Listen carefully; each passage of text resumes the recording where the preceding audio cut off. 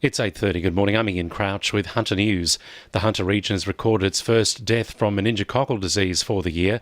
A man has died at a Hunter hospital and is the second person this year to contract the disease. A 70-year-old woman was left critically ill last month.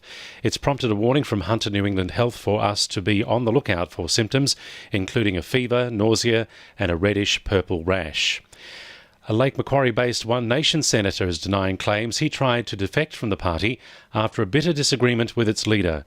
Tamara Wern reports. The relationship was already strained between One Nation leader Pauline Hanson and Senator Brian Burston after he broke rank to vote for the government's company tax cuts.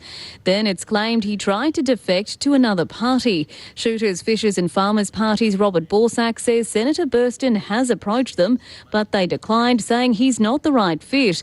Senator Hanson broke down in tears on Sky News, saying this isn't the first time Burston has stabbed her in the back. But Senator Burston claims he never approached the Shooters, Fishers and Farmers and says he's hopeful he can patch things up with his leader. The Department of Education has launched an investigation into a disturbing case of bullying at a Hunter high school. A Facebook post earlier this week by the sister of a male student at Maitland Grossman High School claims he's been the victim of serious abuse, including having his pants pulled down by his peers and being locked in a storeroom by a teacher. The school has contacted the family for a meeting. The boy has since been withdrawn from the school. Police have issued a description of two people wanted over the frightening robbery of a Newcastle University student on campus.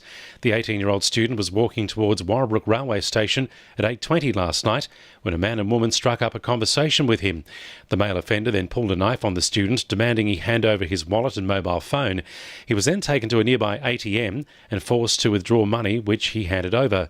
Senior Constable Jamie Wallace says the pair was last seen walking off campus down University Drive. The victim was uninjured. The male offender has been described as aged in his late 30s or early 40s, solid build with short hair and a beard. The female offender has been described as being aged in her late 20s to early 30s with dark hair and wearing a dark coloured hoodie. Inquiries do continue. Anyone with information is urged to contact Crime Stoppers on 1800 333 000. Newcastle Council's park and ride service from McDonald Jones Stadium is free today and next Friday due to traffic disruptions in the city. Stewart Avenue will be closed between Hunter Street and Honeysuckle Drive from 9:30 this morning as workers lay the tracks for the light rail across the road. Buses leave the stadium every 15 minutes until 9 a.m, and commuters can also get a voucher for a free coffee. Shadow Minister for Local Government Peter Primrose has visited Newcastle to announce Labor's commitment to fund Hunter libraries if elected. The opposition say they'll initiate a $25 million public library infrastructure fund for New South Wales in a bid to encourage learning for children, the elderly and those who can't afford books. Peter Primrose says vital facilities like Newcastle City Library haven't seen investment in years. The money as now goes to actually funding and running and staffing local libraries. Council's put in some money. The state government's support for local libraries, however, has stayed absolutely stable, no increase now for years.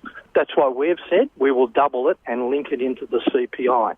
Sport for our sponsor, PRD Nationwide East Maitland. Knights forward Chris Hyington believes the team should be looking to rookie Kalen Ponga as motivation for creating brilliance in games.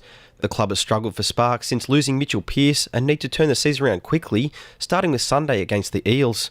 Hyington says moments like Ponga's try-saver against Manly are key to winning the close ones. Put his body on the line and stopped another 4 points, and we won that game by one. So, you could say that won us the game in the end. There haven't been enough of them moments.